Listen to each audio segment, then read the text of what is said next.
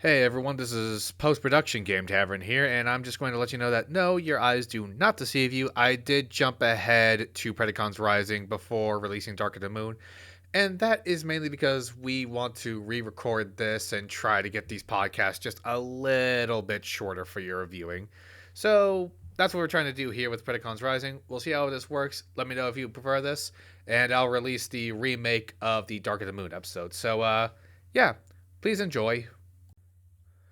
Welcome, everybody. The Game Tavern Podcast is officially opening its doors once again. And I hope you enjoyed today's show because we are continuing, at last, our Transformers Cinema Retrospective. So, you decide to buckle up and enjoy the show, ladies and gentlemen. Yeah, sorry we put this one off for a couple weeks. There's some shit happened on my end. That's nobody's fault but mine, folks, so I apologize. By the way, it's me, Hunter. Not your fault you have to work. True. By the way, it's me, Hunter. Yep. I'm Justin. What up? Martin here. Got Marty over here. Yeah, this one's gonna be a fun one because admittedly, when we first planned this, folks, we kind of debated for a good 5 minutes if we should include this one, and ultimately we just said, fuck it, we ball. Alright, so might I give the intro on this one? By all means. Sure. Well, let's just run down everything we've gotten to at this point. We went all the way back to the days of film with 1986 with the first ever Transformers movie. Then we jumped all the way to 2007 and saw the first ever live-action CGI blockbuster, along with its accompanying sequels in 2009 and 2011. But now we're winding down to production to talk about a direct-to-video movie that the franchise was able to create. And yeah, it's gonna be a fun one because this is technically us doing the series finale to the beloved CGI animated series Transformers Prime. Well, didn't this actually get released on TV? Did this movie get released on TV? Like, did they release it like on the hub? They did. I remember catching it on YouTube. That's where I remember watching it. That's where I saw it too. I bought the DVD. Oh, nice. So now, obviously, when it comes to Transformers Prime, this show needs no introduction. If you are a Transformers fan, chances are you have seen this show, and if you haven't, go fucking watch it. It's good. It's one of the Olympic medalists of Transformers media within this franchise, especially when it comes to television. You want to talk about the Mount Rushmore of Transformers? You got Beast Wars, you got Cybertron, you got Animated, and you got Prime. Those four are the GOATs. Admittedly, Cybertron, not Armada. Yeah, I'll put Cybertron over Armada. Having seen both, I put it above. You know what? That's actually fair. That's actually fair. I mean, everyone's entitled. Everyone's entitled to their own wrong opinions. Honestly, damn it, Justin, stop stealing my jokes. Honestly, I just might. Fuck you, I do what I want. I might just commission an artist to do a Mount Rushmore of just like there's gonna be all the different primes and primal up there as a Mount Rushmore Transformers series. You could just do that in Photoshop. Like, I don't have Photoshop. I have Microsoft Paint. Oh, buy Photoshop. I'm kidding. No, I'm kidding. Don't do that. All right, but it's coming out of your paycheck. I don't get paid. I do this shit for free. At least not from you. No. Yeah, really? Jokes aside. Oh. But yeah, jokes aside, Transformers Prime is, again, like, obviously you can tell that we all freaking love this show, and for damn good reason. Like, seriously, Prime really is one of the gold standards for Transformers television storytelling, folks. Like, it does what a good story does. It's a fun, engaging story. It has a lot of intrigue, a lot of cool stuff in it, and it ultimately has characters that undergo growth and development, and this show makes you give a crap about them.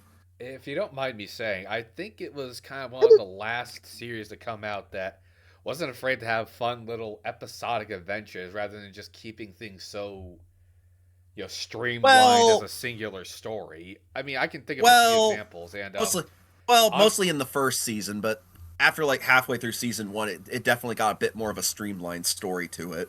It did, but I'm just saying that a lot of days series have sort of been starting to trim a lot of the fat, and honestly, it's gotten to the point where they started trimming a little too much of it to some detriment. Looking at you, Earthspark. Well, yeah, I mean, we get it. It's like, they're trying to appeal to the short attention span streamer audience. Which is just not a smart move at all. Hey, wait a minute. I mean, not you, Tom, not you. You know what we mean. We're talking about like the Jinxie fans, the Speed fans. No offense to either of them, but oh no, yeah, those types of kids. I'll fan them. Fuck those ADHD goblins. You're not content creators. You're just a bunch of madmen belonging in a rubber room. No, it's basically basically what it is they're trying to appeal to the TikTok audience. Yeah, something I clearly don't do. Do you see how long some of my Genshin streams get? And yet you're still upset that your most viewed video on your channel is a short. Well, yes, I am going to bring that up every chance I can because I just think it's hilarious. I'm gonna add an asterisk to that because yes, it's my most viewed video is still a short, but it's no longer the short that pisses me off. What is now the short that pisses you off? It's the short where you get pissed off. You're mad that my crash out? I'm not mad. No, I'm quite the opposite. I'm happy. So why does it piss you off? No, I'm adding an asterisk because it's not. Yeah, it's a short that's still the viewers, but no longer pisses me off because it's no longer that short with that Kachina short. You gotta meet Kachina too. Is the best part. You're gonna love her. Oh, this ought to be good. But anyway, yeah, let's get back on track before we derail. So yeah, Yes. the main third season of Transformers Prime wrapped up around what was it, like 2013? Yeah, 2013. Around 2014, and a few months afterwards, Hasbro decided to send out this series with a bang, with I believe it was a full-on feature length and just up to 11 on the budget movie, Predacons Rising. Yeah, I'm in charge of it. Wait, no, wrong movie. Oh my god! Why did I say that? Wait, did I say that or did I say Predacons Rising? You said Predacons. Martin's just fucking with you. Oh my god! Oh, hearing that name is like Cosmos hearing Super Toilet for me. You know that scene? Yep. God's revenge. So much exposition.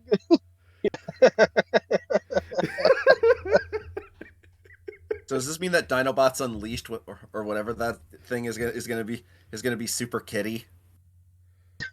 I highly doubt that. That's if that ever gets made. It's getting fingers made. crossed that it never does.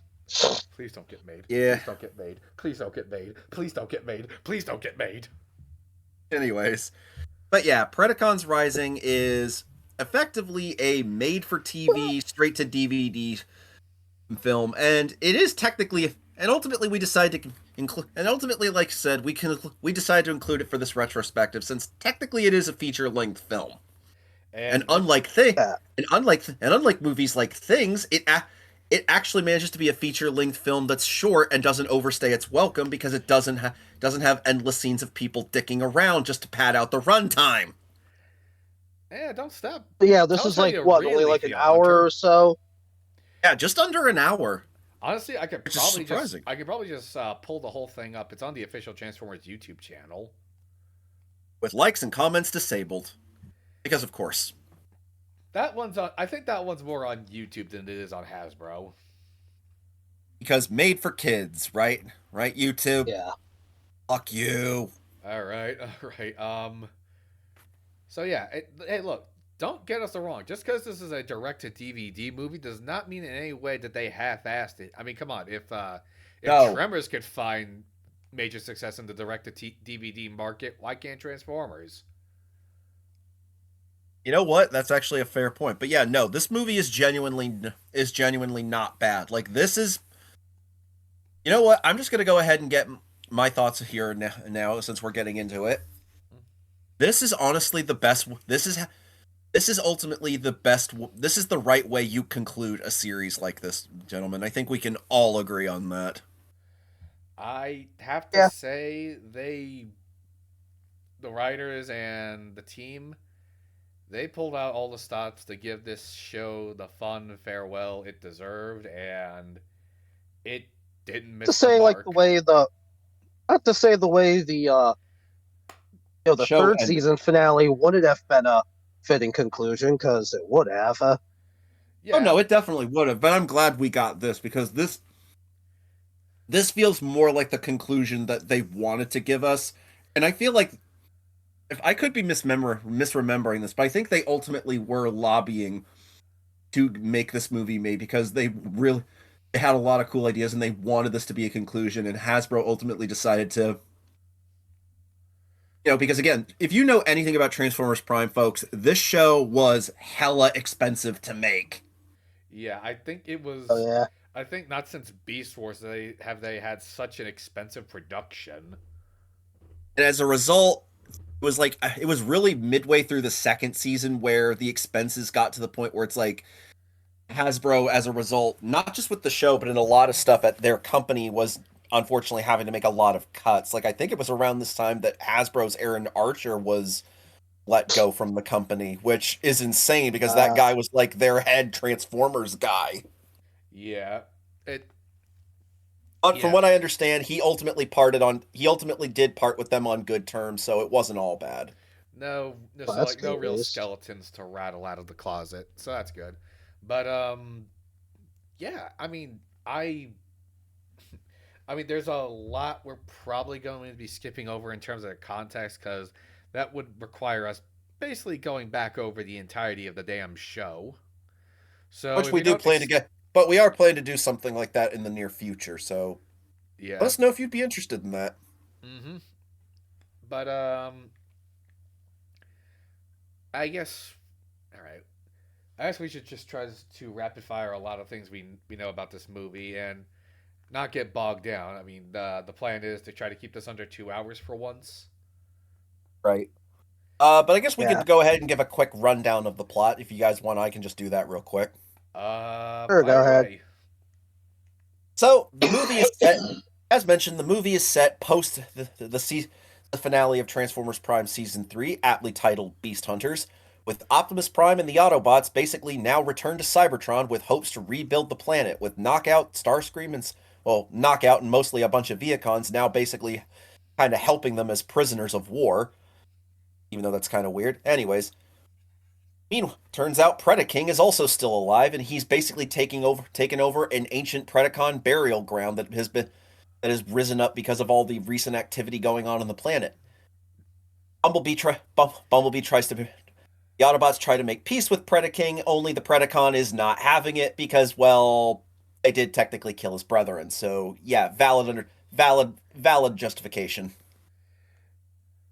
Anyways, while all that's going on, Shockwave and Starscream are attempting to clone a new Predacon army and have already had success with two new clones, Skylynx and Darksteel.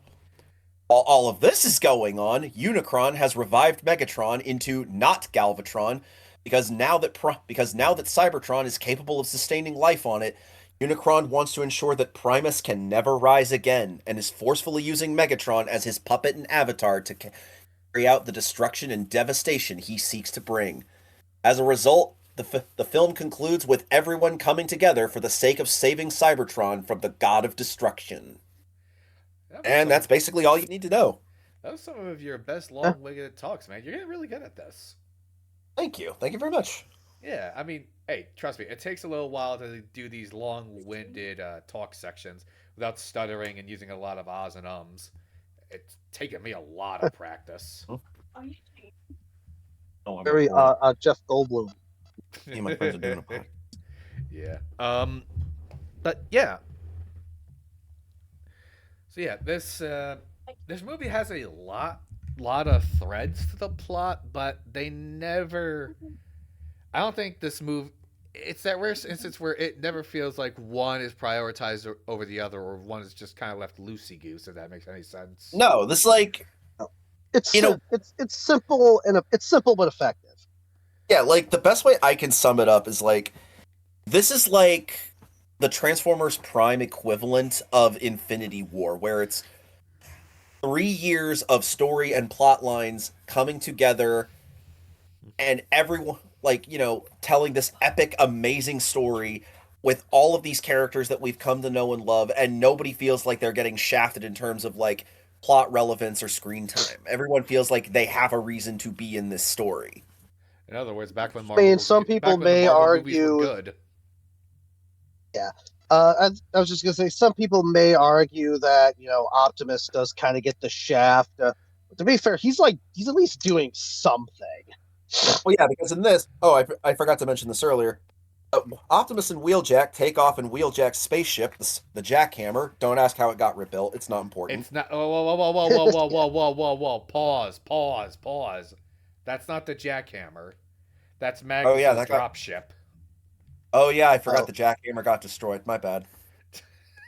It's been a while, okay? Lucky you got me. I could have used this brain for an Ivy League education. Instead, I used it to remember Transformers. Fuck me. Watch by the end of the stream, Todd's like, "Fuck it, I'm going back to college." Wow, he was going to drop out of college for this. You said you weren't standing. You were. Fucker, I'm in the middle of something.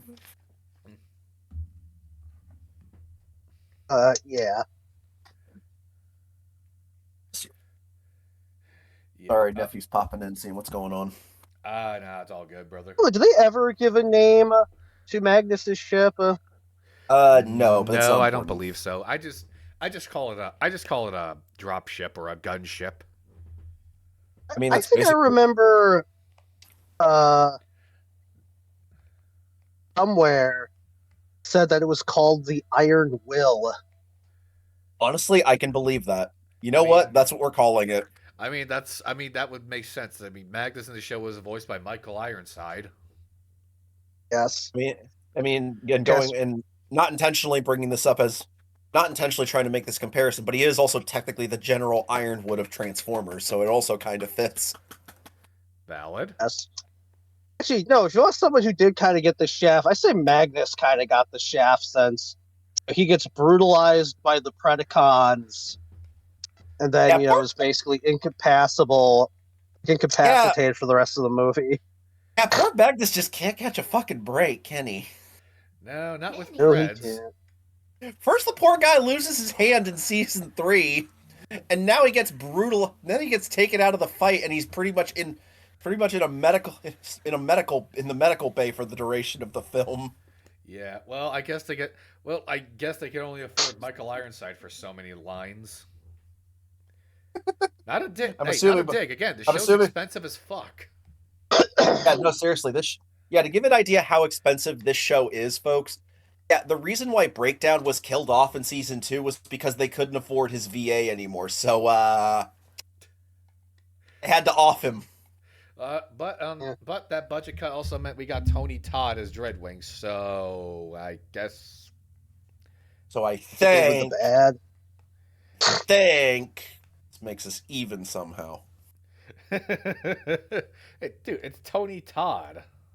Not saying it's a bad thing. I'm just like, on the one hand, I'm grateful we got Tony Todd as Dreadwing, but on the other hand, our boy Breakdown got done dirty, and you will never tell me otherwise. Valid. But Anyway. Especially when you realize he was originally supposed to get a redemption arc. Yeah, but that's a topic for another day. yeah. But as far Yeah. as the rest of what's going on, Yeah, like there's a lot of plot threads in this story, but like I said, it never feels. But not too much. Not too much. Yeah, like there's like, let me put it this way, it's like for a made-for-TV movie, this is, especially one that's aimed at, for the most part, a young demographic. There's a lot happening, but not in a sense of like there's, too much happening. It's like you're able to keep up with it. Like it's like Justin said, it's simple but effective. yeah. So I guess what's a good place we can start? about we start with? Can we start with like the full revival of Megatron? Honest, That's a I good guess we place can to start with start. that. But honestly, I like the sort That's of kind of like the 80s. big holy shit moment. Yeah, it had Yeah, a. that's how this movie opens too. Honestly, I Uh, appreciate the very 1986 esque way they handle it as a fun little homage to the first ever movie this franchise ever got. And yeah. I think they did a great way of explaining how this can work, given that throughout the duration of the series, Megatron was essentially powered by Dark Energon, so makes sense A Unicron lot would of be able you. to just phone him up in in a hellish Zoom call. Yeah, literally, Basically, like, yeah, Megatron literally gets dragged to the Transformers equivalent of hell, pretty much. yeah, because he has Unicron's lifeblood in him, and he's not able to become one with the Allspark as a result. It's like, yeah, you don't get to go to the afterlife like everyone else. Like Unicron straight up just pulls one of my favorite Keith David lines.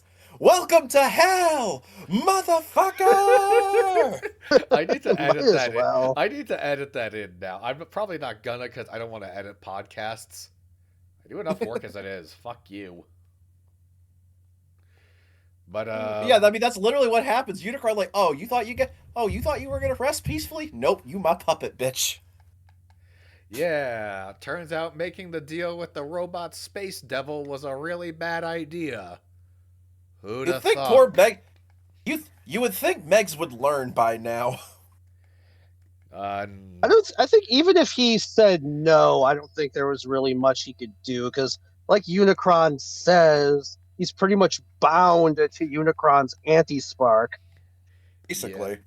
Oh, and by the way, this is an example of how you do some slight exposit to give the audience a little bit of what's going on and keep them up to speed without bogging things down. I'm like somebody. No, no, no. I'm cool. I'm fine. I'm I fine. I'm find him cool. cool, fine. I'm Yeah, if we fine. bring up I'm fine. if we bring up Galvatron's Revenge, we'll literally be here another hour. Yes. Oh, let's not bring it up All again. right. I'm At cool. that, I'm fine. I'm cool. I'm It's a not new mad. it's a new year. Time to move on. I'm not. I'm still not mad. I'm not mad still. yeah, it's Anyways, like even though they never really call him Galvatron in the movie, he has kind of been known as Galvatron by the fans. I mean, I mean, this is the most Galvatron-esque Megatron has looked in this series. the At only least as thing, far as I guess Prime the only thing, goes. I guess the only thing that stopped them from just going straight calling him Galvatron is that they just couldn't get Leonard Nimoy. Well, because it didn't. Yeah, Well, it also hell, didn't did it? help that he had passed away by this point. I Was this when he passed away? Yeah, I think because like he passed away in early. I want to say he passed away in late 2013, early 2014. now you got me curious. I need to look this up now. I could be totally off, but I'm just saying it's like. But I also kind of get why they. I think they also just. Well, it's also pretty clear why they don't call him Galvatron because Chris McFeely brought this up in the Basics on Galvatron episode. Go watch that, by the way. You know, by this point, Hasbro was really trying to basically have all of the like across the various shows and new stuff they were doing with Transformers. They want to have a consistent core cast of characters. So, basically, in short, they don't want to replace Megatron as the bad guy. Something they probably should have just done from the get-go back in '86, but I've already said my piece on that, so I'm not going to reiterate that again. All right, and Besides, wasn't like in. Oh, sorry. I just looked it up. Nimoy passed away in 2015. Okay, so I was off. Rest in peace, legend. Anyway, all like, that didn't noise I like hear in Frank the Welker background? even call? Oh, what is Yeah. that? Yeah, Frank Welker does pretty much call this version of Megatron Galvatron because, again, that's basically what he is. Hey, Did dude, you say what's he like? that? Anyone else What? hear?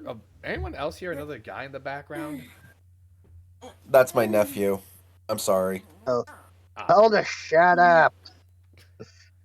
Walker, you're too loud. We can. Please and thank you. All right, I could try to fix that in Yeah. post. Oh, he's fine. He's fine. He's just messing with the dog. He's fine. He's a good Ah, kid. Anyway, yeah, because I think you showed me that like interview with Frank Welker where he was talking about how he does Yeah. Megatron's voice as compared to Galvatron's. It's like, you get more deep and growly and raspy when you do Galvatron, and I like doing Galvatron. yeah, that would. Oh God, You gotta love Frank. You my gotta voice love Frank aches Welker. just thinking about doing that voice. Right? That is like that's not a voice that you just do. That's a voice you have to work up to. Yeah. Excuse me. But honestly, what's the consensus on the design? Because I think my favorite aspect of it is the kind of I'm mad we never got a rustic- figure. No. Oh, this never got a figure. This figure. This never got a No. figure. No, They never made a got figure of it. They never I made. They don't think never our made a party Sucks, figures. because I actually like this design. I actually I like do this too. design. In fact, Goated designs for Galvatron, and you never make a fucking figure of it. Like the like, thing I actually love. kind of like Galvatron's jet mode here more than I like Megatron's jet mode. I say that Prime Megatron's jet mode is bad. I just kind of prefer jet mode when he's Galvatron. No, I get it because like Megatron jet mode, Cybertronia jet mode Megatron in Transformers Prime suffers from visible head syndrome. Well, I mean, Yeah. yeah, but so did the movies, and this was clearly inspired by the movies. I mean, yeah, True. for better for better or worse, you decide.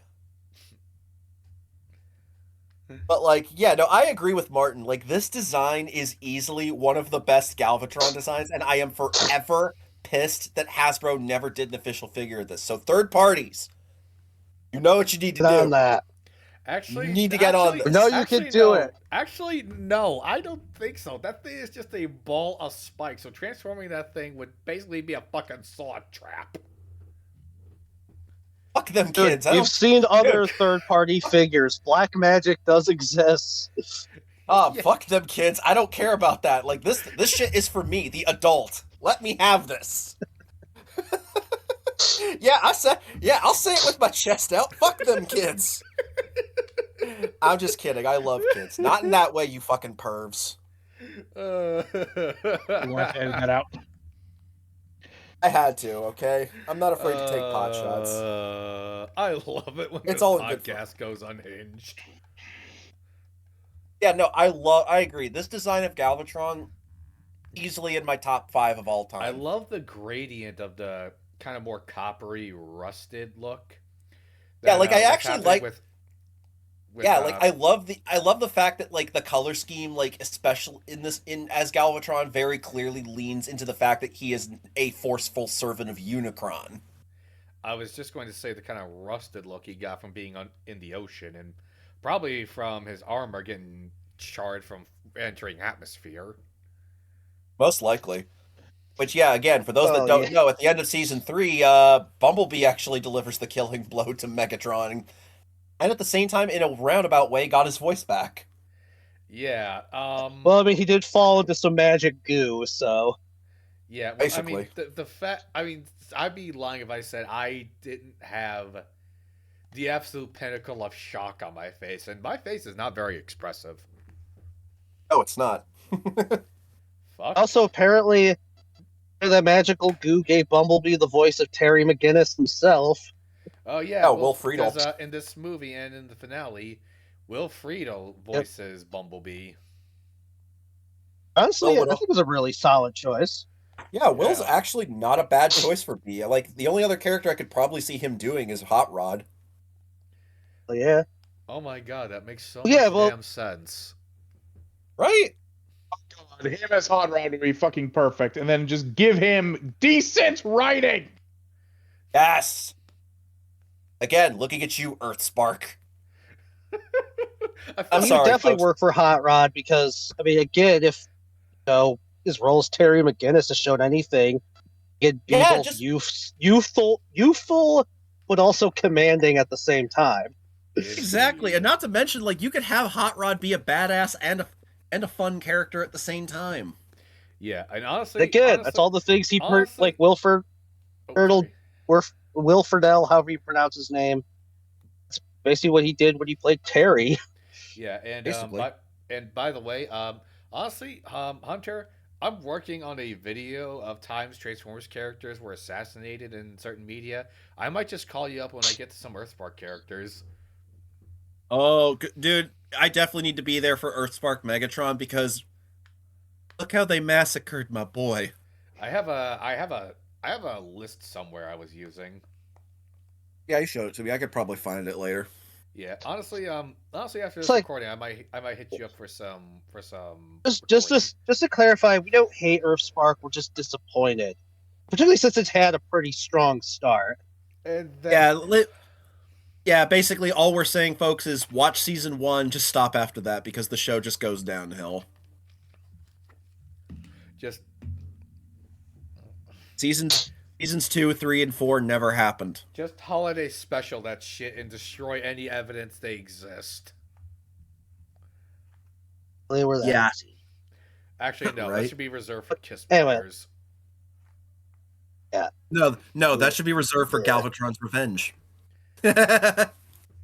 So much exposition. Anyways, moving on. All right, let's get back to Predacons Rising. Yeah, no, like, absolutely love this Megatron, this Galvatron design. Like, he looks feral. Megatron, like, this basically turns Megatron's design into a fucking barbarian, and I love it. There's just Yeah. one. Also, I just love. Can I just say this? Go ahead. Go ahead. I just love the scene when the Autobots are investigating Darkmount, and was it the scene when Smokescreen is like on Megatron's throne, like basically mockingly imitating him, Yeah. and then when Megatron shows up as Galvatron, Smokescreen just instantly jumps off and steps aside like I wasn't on it. Yeah. Also, I just love that. Also, I just love that line from Bulkhead where he like turns to Bumblebee. He's like, "You mean to tell me you stabbed him with a giant sword and managed to miss his spark?" Right? Oh, but to add to that, just I love it's like wait. Smokescreen on the throne. I love Bulkhead. Wait a minute. I love when Bulkhead was like, "Dude, get down from there. That's bad. That's bad mojo." Hold on a second. Are we saying that Transformers Prime beat Infinity War on the lesson of you should go for the head? I mean, they technically did that with the whole thing with like the Dark Energon ghouls. Yeah. Just To be fair, Megatron, was dead. he was. Yeah, just Unicron revived him. Yeah, but all Yeah, right. But what I was exactly. trying to say is that my only real kind of peeve with the design is that it's really the head, particularly the face. Throughout season 1 through 3, Megatron had this really good dark gunmetal, almost graphite gray on his face to contrast with the more silver, more Right. silverish gray or gunmetal gray on his on the rest of his body. And this, they didn't do that, so the face blends in a lot more with the helmet, say for the more matte matte finish on the face as opposed to the more just unpainted metal. And I don't know, it just bugs me a That and the little Unicron bit horns as well. I don't know. I really would have just preferred that they just kept that darker shade of gray to add some contrast. That's really my only real To play devil's advocate, I think it kind of works here because, again, like you said, he was recently dead and under the ocean for God knows how long. I guess. I don't know. I just No, don't I get like it. how much how easily the face can be lost in the helmet. I think what definitely helps save the face from being what helps save the face's color scheme are like one, the copper gradient go from like the horns on his helmet, the Unicron inspired horns on his helmet, and the vibrant purple optics because of the dark energon, just that He's got piercing stare. He got them wide ass banjo eyes going on, and it helps with the unhinged look. Again, like this guy just looks and feels like a barbarian warlord. Yeah. And I love that a lot. Like whenever Unicron is using Galvatron's body to create weapons with Dark Energon, like they feel like something a barbarian would wield. Like at one point, he forms like those things that remind me of like Hercules' weapons from God of War 3. The Nemean That's Gestus. That's like, dude, I thought the same thing. They totally do look like that.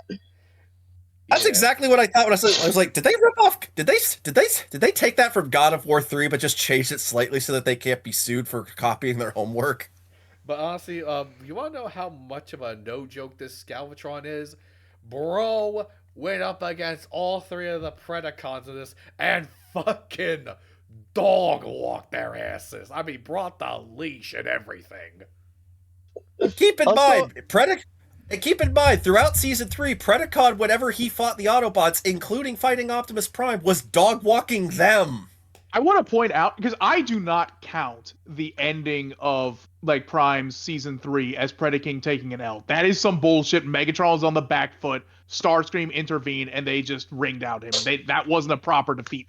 So therefore, No, it this wasn't. is the first time Predaking takes an L, and it's his only L in the entire series. CJ, put this man on the round table, please. No one, Yes. non-God character has dog-walked both Optimus and Megatron. Agreed. I mean, yeah. But I will say I do love the whole callback. When Predaking uses the words Megatron told him, you should have faced me as a beast. And then like when because Megatron's he's trying to trick Unicron into recruiting Predaking so that Predaking can damage his body so much that he'll become immobile. And then, Basically. but yeah, like when he goes up to Predaking to recruit him, and I just love when Predaking's response is like when he refuses, but after he says, "However, I will take your advice and face my true enemy as a beast," and it just turns into dragon mode. Yeah. Yes. Um, That was a fun callback. While we're talking about some of the new designs in this, shall we talk about Darksteel and Skylinks? I'm just going to say it. Time for my other spicy take. Predacon Skylinks way better than G1 Skylinks. Here we go. He looks cool. I mean, Oh, I agree. They both look cool. I mean, I don't have the same vitriol for G1 Skylinks as I do for Wheelie. Fucking Wheelie. What Wheelie ever do to you? So Tom, it's okay, Tom. Wheelie doesn't exist. Whatever Dinkelberg did to Mr. Turner, that's what he did. to sum it up, Wheelie is precious, baby. How dare? He's a fucking, Tom just doesn't like he's the a fact that fucking Robo Kenny. Tom just doesn't like the fact that he speaks in rhyme. Okay, listen. I'm about to pull like ancient fucking shit here. This man is flighting everyone. You know what flighting is? It was an ancient shit talking used by the Vikings that they would literally roast your ass in rhyme. It was the precursor to rap battles. That is what Wheelie is doing. Wheelie is flighting every single opponent they come across. Bro, he's the goat for that. Bro using a fucking slingshot. He's got a baseball cap, and I swear to God, his coloration gives him fucking short shorts. He is a Kenny. Okay, let's. It's like, why are you looking for? When you put it that way, yeah. Shorts, Tom? All right, but as far as Skylinks goes, I don't know why, but this was the first time I ever felt with like the 1986, 1987 toy line designs. I really got the feeling of the plot has been lost. Well, it was Transformers. Like there was no G1 Transformers didn't exactly have a cohesive plot to begin with. You know what I mean, and I don't know. I just like I get it. G1 Skylinks is a character. It's like he's not one of my personal favorites either, but I also don't hate him either. He's just kind of for me. I just look at this. I like, do why don't hate him do you either. exist? No, I get it. It's like Skylinks. The original Skylinks is one of those designs that you just look at him and go, "Why the fuck are you here?" I mean, yeah, it is a pretty weird design. I mean, it's a rocket ship that turns into a dragon that can also split between a bird and a lion or something. I mean, hey, give the 80s credit. They were at least creative. Yeah. I How I much mean, can't acid were they remember. taking when they came up with the Was sky? Sky? Acid. I All can't of them. remember. Was Sky in going back to Predacon's Rising? Or was Skylynx the Griffin or the Dragon? I can't he remember. was the He was a Griffin. dragon. Darksteel Yeah, was he's the a Okay. dragon. Griff. Oh yeah. Oh, you're right. Okay, Skylynx was the. Darksteel was. Oh right. They did. Which is they, an entirely new species they invented. Like, I actually looked this up Yeah. since of an Ursagriff anywhere else. Darksteel is the first. That's pretty cool. Actually, I think I have a Dark Well, I mean, Steel toy. Optimus did say that, like, the whole myths of dragons and other monsters were possibly from encounters with Predacons that were sent to Earth during the later days of the Cybertronian War. Yeah, that's true. That is I mean, true, because yeah. like the show said, like for Autobots and Decepticons, running into a Predacon is like a human running into a T-Rex. Yeah. Yeah. Does that mean what are Dinobots said? Totally different. You were robbed. Anyways, but yeah, no, like, but yeah, I will say this: I do love Skylink's design. Like, this is a good. I have to agree with you, Tom. I This is a like great both of their designs. Oh no, I do too. I'm starting off with Skylinks first because I just feel like it. But like, this is a great way of reinventing a classic character and giving them a new silhouette, but still kind of keeping them recognizable because he still speaks a little bit more elegantly than Darksteel does. Like, he definitely has more of a that noble posh flair to superiority him. complex. Yeah, I can't remember. but I can't remember. Was it Nolan North that voiced Skylynx? I believe so. I Yeah, it think was so. Nolan because Yeah. Steve Bloom Yeah, it was definitely Nolan. Yeah, voiced. Nolan North voiced Skylynx, and I believe And Steve Bloom was Darksteel. Yep. Yep. Steve and Nolan once again coming in clutch and doing double duty. Yes. This is why they're goated. But, hey, when Anyways, you have but yeah. we have two great veteran voice actors. Fuck it, save yourself some dough. Yep. The only thing about Skylynx's design I'm not super big on is in robot mode. I feel like in robot mode, his legs look a little too skinny. Like, here's the thing. I know this is going to sound contradictory. I don't mind flying characters or characters like this having bird-like or digitigrade legs. But in the case of Skylynx, I kind of can't help but feel like they're a little too skinny. Like, they should not be able to support that huge-ass body. Oh, Hang on. yeah, I see what you mean. I'm looking at because I am looking at him. Yeah, he does kind of look a little top heavy. That said, his dragon mode is absolutely solid. I love how solid and thick the dragon mode is. I don't know. I don't know. Personally, I don't think the legs are that disproportional. They look all right. I mean, to maybe me, not. But I can see where, like, compared to Skylynx, but he has plantigrade legs. Yeah, Darksteel is Yeah. just overall just a. Darksteel is just basically built like a defensive lineman. He's just built to be a tank.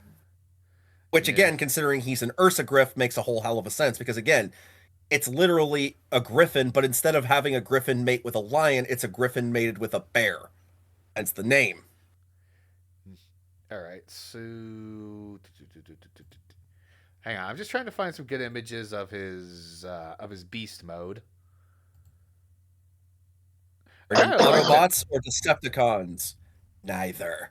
Oh yeah, yeah. I'm getting a good look at his dragon mode. I do. It does vaguely resemble his old G1 robot mode. Question mark. I'm just gonna call it beast. I'm just gonna. But looking at the beast mode, I don't know. I like the very muscular chest and the very thick neck tapering off to that relatively small head. Yes, I love it. Like I said, it's I like that it's different from Predaking's dragon mode, which it should be. They shouldn't I like that they're not just copy and pasting designs. Yeah, I mean, yeah, seriously. I think Darksteel and Skylynx look really good, even though they do kind of have some similar color schemes. Their designs definitely invoke some different characterizations. Arcsteel, I love that he's just basically dumb brute. Here's what I like. It definitely looks. Darksteel definitely like his proportions definitely give off kind of an armored noble, and I mean yeah, Skylinks' arm. Whereas Darksteel, he's much more jagged and just I don't know how to put it. Like the guy Feels is like a very bruiser. yeah. And just like a typical bruiser character, at least for this kind of genre, he's got that dumminess in him. Yeah, it's Because pretty he's clear that Skylight. Well, it will make sense, especially when you consider G1 the Skylinks. No, it's I like. Yeah, like again, don't get me wrong. It's why it works here because again, he's playing off of Skylinks, who's clearly the more intelligent of the two. Exactly. Speaking of those two, I guess since we're on this trend with them, real quick, can we just quickly talk about the fact that these guys went 2v1 against Predaking and survived? Well, they're Predacons. Yeah, it still led to one of my favorite Predaking moments when like Predaking is like trying to command them, and they're like, "Who made you boss?" And he goes, "I am not your boss. I am your king." Yes. Yeah, they clearly did not take kindly to being bossed around, but as soon as Predaking does to them what he's done to literally everyone else in the series, they're like, "Yes, sir." All hail Predaking. Exactly. And I also love that this led to one of my favorite moments involving good old Shockwave. An impressive display from my creations. But would it not be more logical to employ your might elsewhere at this time? Yes. So how the hell Shockwave survived being, mauled by those Predacon zombies? Yeah. Like what? He just like played dead or something? And my guess is they weren't really interested in killing him. They were just basically they were just getting their licks in. It looked like they were gonna tear him to shreds, though. Dude, that scene where Galvatron just shows up and revives all of those dead Predacons is another great oh shit moment in this movie. Because Shockwave just fucking freezes up and does the old, turns to tank mode, is just firing, and just backs himself into a corner. And I'm just like, oh no, you frail boy. They just proceed to pounce on him. This is Hunter on Call of Duty Zombies, and he can't reach the pack-a-punch. No, this is me. No, this is me playing. This is me in Call of Duty Zombies trying to pull a monkey bomb and yelling "fuck" because I can't throw it fast enough in time. Also, you just gotta love Starscream's reaction to seeing like all the Predacon zombies. Right? So he's like, "We're doomed!" and just instantly takes off flying. He is just out of there. Starscream basically doing what he does best and running away like a coward. Okay, as much as this version of Starscream is a absolute coward, he's the only one with a brain cell in this situation. No, I agree. You got an entire undead zombie dragon army of your natural predators. Yeah, no, get the fuck out. Run. No, Shockwave, he'll have a backup or some shit. He's the mad scientist. Bro, he'll find a way to Deus Ex Machina his way out of it, which he does. How did he survive? Honestly, good question. Couldn't tell you. Honestly, it looked more like maybe he just played dead. It looked more like bro just was absolutely frozen. He was because he's just shooting blindly. He's not even he's not aiming at anything. He's just Shockwave is just Shockwave has this is literally Shockwave going Shockwave.exe has stopped working. I mean, bro could not do anything. The controller disconnected. Which honestly, that's one thing I always gave him credit for this show, or really just any Transformer show with Shockwave. It's especially in this, it's just how well you can tell what is going through his head, even though he doesn't have a face. Oh yeah, They managed to make a Especially character that works has with no those, face express his antenna, basically. Yeah, exactly. Yes, what I was gonna say. Especially helps with like those antenna he has on his head. Yeah, like this Shockwave, like again, like yeah, I agree. Prime Shockwave, you can clearly tell what he's thinking, despite being the least expressive character in the entire show. I don't know. Soundwave has entered the chat. Soundwave doesn't even really have a face. I have seen fan art that he actually has a face underneath, and it's pretty cool. Right. I have too. Like, there's actually there is speculation that Soundwave actually does has an actual face. He just hides it behind that screen visor face. Which, to be fair, I mean, even with Soundwave, they did a really good job of like making us know what he is thinking when, even though again he does have a, well, not only does he not have a face, but he also doesn't talk. All right. Again, valid. there's a reason I call this version of Soundwave. There's a reason why I call Prime Soundwave Slender Wave. All right, but anyhows, so yeah, needless to say, Yeah, like a whole lot of shittery going on, and the bots are currently without their biggest gun to deal with this kind of situation. Yeah, because Optimus and Wheeljack are currently off planet looking for the Allspark, which that's another thing about this movie. Hey, we finally brought back the Allspark. Yeah, and sure, it's basically only been mentioned throughout the series. Yeah, and yeah, but now to be fair, I'm glad that they didn't like have like the Allspark throughout the series. Just if you know what I mean. Yeah, fair enough. Okay. That's another thing. Like, not only do we get the Allspark back, like this was right after, and this was a few years after Animated had concluded. But this is where I think the Allspark was at its most interesting looking form, at least until Cyberverse came along and made it a 20-sided die. But here, the Allspark isn't actually a physical object. It's literally a ball of energy. Yeah, it's basically the only thing that's physical about it is the container it's housed in. Which, if I recall, isn't in the Align continuity, isn't said that the Allspark is technically like literally Primus's spark? Yeah. I mean, basically. Also, that's another thing in the Align continuity. I also like that we have all three things. We have the Matrix of Leadership, Vector Sigma, and the Allspark all coexisting in the same continuity. But I like that all three of them have their own distinct roles and uses within this continuity, so that they're not just all the same thing. Yeah, exactly. Yeah, but here's just the thing, like how one thing I just find interesting about this containment device the Allspark was in is that it is covered in more spikes than a Chaos Space Marine armor. What the heck? What is it with this series and spikes? Well, to be fair, Transformers Prime and its sequel series RID-15's biggest thing was spikes and shoulder pads. Yeah.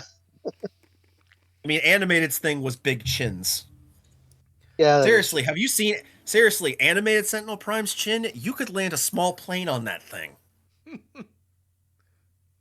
His asteroid-sized chin. Here comes the Crimson Chin, except he's blue. Makes it so much easier. He's the tick. He's the tick. Can I get a joke in, please? Sorry. I was gonna say it makes it so much easier to punch him in the face. Yeah, I guess so. Well, no, but anyway, go back. But no, he literally is the tick, because he is voiced by the tick. Townsend Coleman, baby. From what I heard, but yeah, anyways, a complete accident. Yes, yeah, but they still embraced it wholeheartedly anyway. Yes. Anyways, once they kind of figured it out, they just said, "Fuck it, we're running with it." Sorry. Yeah, but we're not here. No, it's fine. But we're not here to talk about Animated. But yeah, so the Allspark is back, and now interestingly, similar to the 07 movie, we find out that the Allspark was jettisoned off of Cybertron during the closing years of the war on Cybertron itself, because Optimus didn't want to risk it basically getting into the hands of the Decepticons. Because, yeah, if Megatron was to get his hands on the Allspark, they are all screwed. Mm-hmm. Yeah. And apparently, Prime decided the one place to keep it safe was in an asteroid field where there is constant like cosmic solar storms. Would anyone else try to grab it there? Because I wouldn't. Yeah, It's like yeah, I was gonna say. Galactus, joke's on you. I'm into that shit. But yeah, no. So yeah, I like that. So they go to get the Allspark, and admittedly, the scene where they have to get it, it's actually a pretty tense scene because it's like, nothing's going on. It's like this will just be a quick get in out mission, and then we got a storm coming in.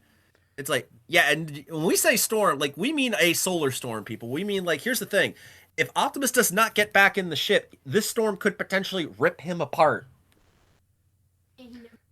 What the? I'm just wondering what the hell that container's made out of. Adamantium? Adamantium mixed with whatever was used to create Ultron. Fair enough. Vibranium, that's it. I mean, God, I hate that I blanked on that. I'm a Marvel nerd. I should know that one. but yeah, Anyways, yeah, like, so yeah, like, but yeah, like that's such like so. Real quickly, I guess we could talk about, because I want to bring this up. Like, can we also just talk about how Bumblebee really stepped up in this movie? Yeah. oh yeah, And Which just made it really is believable because of Will Friedel's performance. But it also not to mention it also helps that we've gotten to know Prime Bumblebee as a character, and like, yeah, he's still technically the kid character in a sense, but like this is the kid character that compared to the other resident kid on the team, Smokescreen, like the best way I can describe it, the reason why Smokescreen and B make such a good kind of bromance in this series is because B had no training. B literally was just got, essentially drafted himself into the Great War when, Megatron declared war. So B is no training, but he's all experience because he's been in the shit with Optimus since practically the get-go. Right. Smokescreen, meanwhile, has no experience, but he's been trained by the Cybertron Elite Guard. So I really love that, like, this movie also, even though it's not super played up here, I do like that they do still play up that bromance between Smokescreen and B. oh yeah. She loved that. Was it that little exchange of them near the end? When Smokescreen's complimenting B on stepping up and being the leader, he's like, to think Optimus was actually going to give me the Matrix. He's like, yeah. He's like, wait, what? Oh yeah, this is the first time he's ever really dropped that little bit of information. Which, yeah, like, again, still got to give credit to Smokey. Like, he did the right thing not accepting the Matrix, because it was in that moment that he realized, yeah, being a hero wasn't what he thought it meant. And yeah, this movie still kept up that trend. Like it really shows how Smokescreen has come a long way. Like he's still a kid. He's still gonna goof up and make mistakes, but he's not making as many mistakes as he used to. Like, he's a lot more tactful in this movie, unlike in Galvatron's Rise, Galvatron's Revenge. God, I butchered that so many fucking times. Somebody hit me. No, it doesn't deserve to be properly said. I was about to say, Yeah, you're exactly. actually feeling bad. Dude, I've made God knows how many videos tearing that thing a new asshole. True.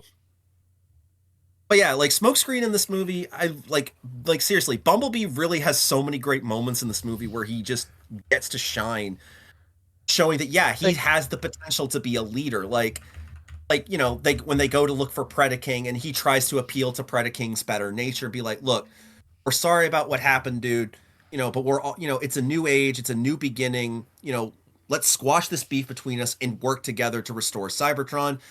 Which Predaking is like, I respect your valor, but I politely decline. Now get off my lawn.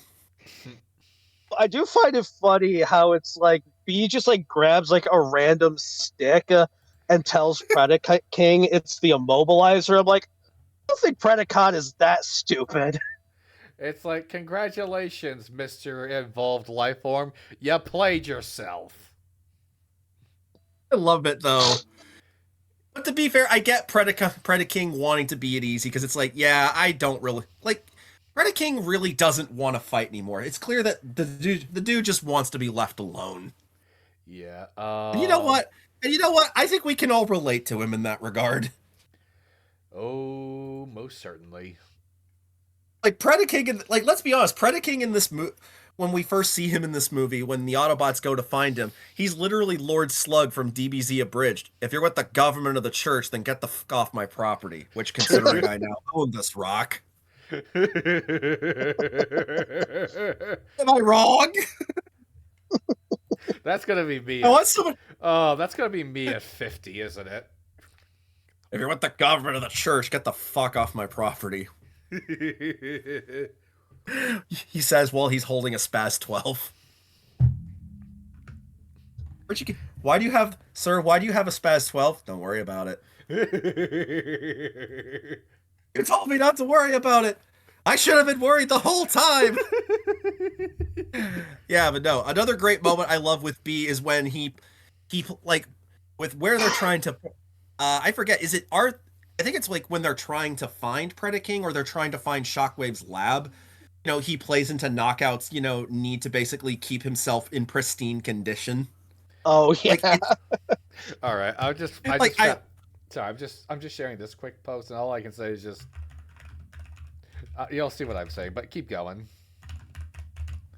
I love it because like again, also Darren Norris. Yeah, when's that? Yeah, Studio Series Beast Hunters Optimus Prime when, Hasbro?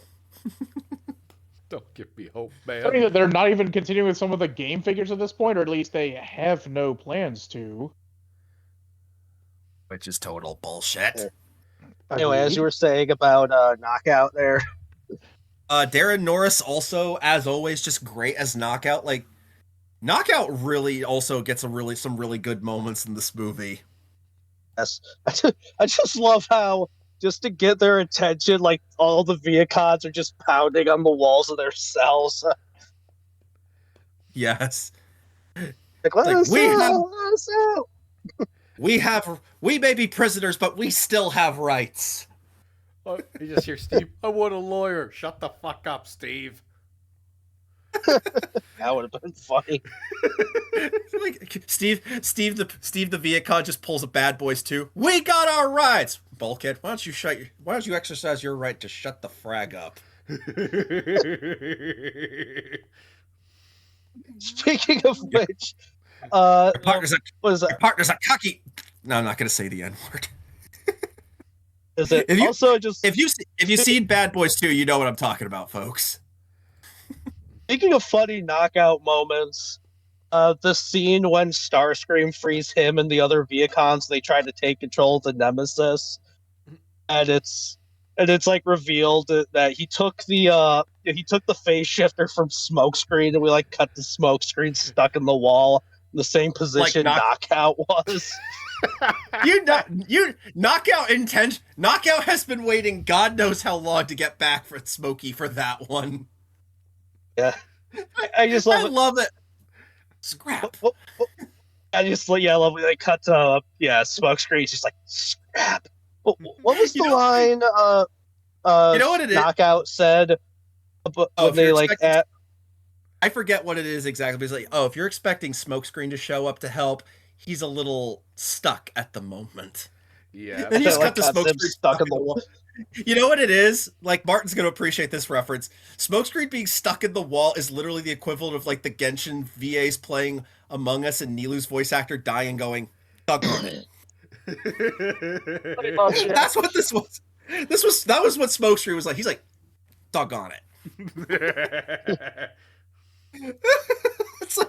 It's like, dude, come on. You really should have thought that one through. It's one of you against how many of them? Yeah, but then we also get to Knockout showing his redemption by knocking old Screamer out, unfortunately, with the immobilizer. Breaking it, and I love that Bumblebee actually gets to say Ratchet slide. Knockout, we needed that. Wait, that was the immobilizer. It's like, again, congratulations, Mr. Smooth Finish. You played yourself. I also just love that, like, when RC asks Knockout why he helped them take down Starscream. I love it, like, again, in typical Knockout fashion, it's all in his own interest. But it's also, like, But there is some honesty. It's like, even if I were to help Starscream, he would probably just boot me out of the closest airlock the first chance he gets. Oh, And he's very rude. Yeah. I said that he's Which is- very rude. Also, can we also appreciate that every time it looks like there's some danger, Knockout just ducks the hell out of the way? So old Smart man. habits die hard. Knockout's It's like, Knockout's like one of the maybe- few characters in the. Knockout is basically any of us in a bad moment, dude. He's just like duck and cover. yeah, it's like because there's like the part with the ship, you know, when the Nemesis is being attacked by the zombie Predacons. He's like, maybe Starscream with the right idea after all. Ah, zombie con! Zombie con! Oh my god, yes. But yeah, Then Knockout during does like the final fight with Megatron, where it was like him and Smokescreen, was it? Were shooting at Galvatron. He like knocks Smokescreen away, turns to Knockout. Knockout just goes, "Ah!" he just fucking dives away like I just dropped a bad, like I had a bad stratagem tossing Helldivers. tossing grenade. Oh shit, Hunter! Dude, I will fucking buy you Helldivers just so we can, just so you, me, Martin, and another guy we know can fuck around on it. Richie gonna Oh. be the hard carry. Let's be real. The rest More than of us, li- more the than rest of us are just gonna more be than likely- fucking dicking around. Tom, let's put Oh, it this way. speaking- Let's just put it this way. Me playing Helldivers with you guys, I'm literally like, if we were the Penguins of Madagascar, I'm private, meaning I'm not expected to survive. As soon as Tom says that, I just break the pencil as I'm writing that in fear. Private probably won't survive. Oh, and speaking of that final fight with Galvatron, if you don't mind me throwing more shade at you know what, like this is how you put your heroes in an unwinnable, seemingly unwinnable situation, and don't make them look like chumps. Yes. Oh my god, I think we can all agree on that. 100%. But to be fair, that's also something that Transformers Prime has always succeeded at doing, is like the Autobots, like the entire series, are constantly like having to rely on their camaraderie with each other because they just don't have the numbers advantage compared to the cons. Right? But here, it's Okay. like, in this case, it's literally everybody teaming up to fight Unicron, the ultimate evil. And again, it's like you have Autobots, Decepticons, and Predacons taking on a literal Robo-Satan, and it just seems, and no matter what they do, they just get tossed aside. And yet they still keep trying anyway. Like, seriously, Yeah, I exactly. half expect Bumblebee to pull a Captain America in Avengers Infinity War and just hold back Galvatron's hand. While screaming epically and then getting getting knocked the fuck out. Or just more, let's just pull the I could do this all day. Right. Although, let's be fair, that's more Optimus's thing, I guess. Yeah, but Which, and again, if you want me to bring up, By all You know, means. the fact that they defeat Unicron in an unconventional way. Again, that's another good way to, do what we were just saying. I'm just Yeah, imagining Carlos just watching this podcast. He's just screaming, "All right, I get it." It's Nah, like, let's be kidding. no. Let's be honest, that narcissist Like- ain't watching this. I don't know. No. He's I don't know. He's a petty fucker, so probably. No, he's not petty. He's just a boomer that doesn't know how to take criticism. There's a difference. Yeah.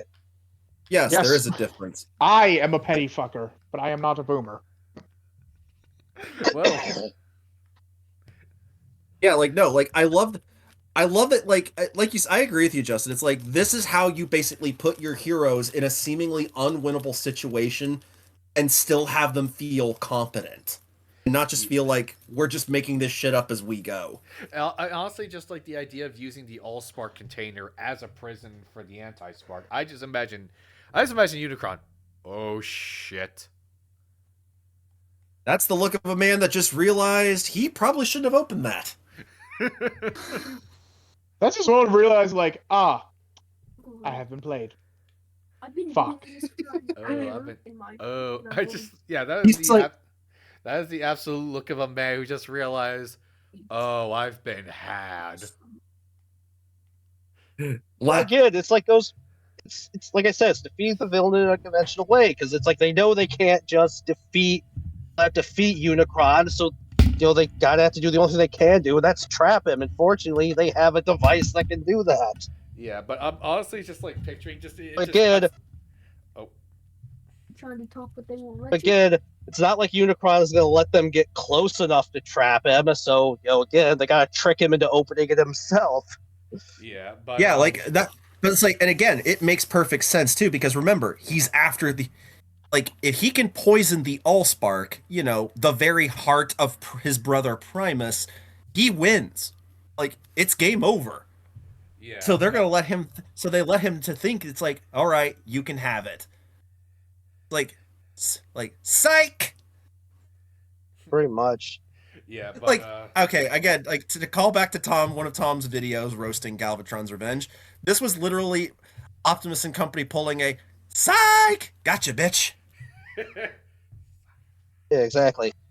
I'm just imagining it's like it just cuts to a picture of Unicron and it slowly fades in like a picture of that classic cartoon of just like it just pulls a lollipop and it just says sucker.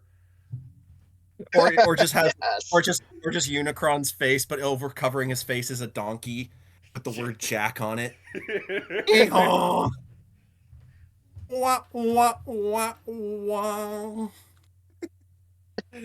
But like this, but yeah, defeated not so yeah, I love that they basically literally Optimus literally had to think on his feet on how to defeat Unicron, and it's such a good way of beating him.